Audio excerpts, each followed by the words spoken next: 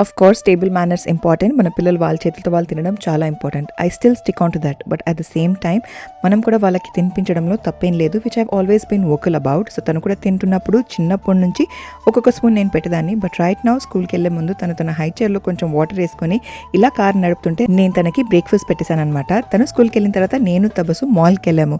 Because we had to pick couple of things. మా ఇంటికి guest వస్తుంటే వాళ్ళకి గిఫ్ట్స్ తీసుకోవాలని.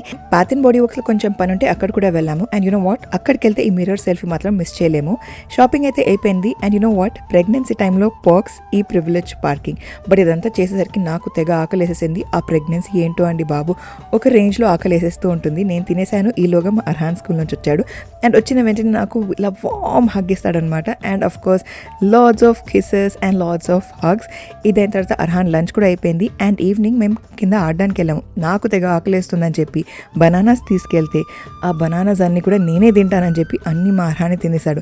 నాకు ఇంకా ఆకలి తట్టుకోలేక 3 బనానాస్ తీసుకెళ్తే ఆ 3 ఆయనే తినేశారనమాట. ఇంకా తట్టుకోలేక మా ఆయనకి ఫోన్ చేసి, మీరు రండి, యూ టేక్ ఓవర్, నేను ఇంటికి వెళ్ళి తినాలి, ఎందుకంటే ఆకలి దంచేస్తుందని చెప్పి. ఇలా ప్రెగ్నెన్సీలో ఎంతమందికి తెగ ఆకలి వేస్తుందో నాకు కామెంట్ సెక్షన్లో చెప్పండి. బాయ్.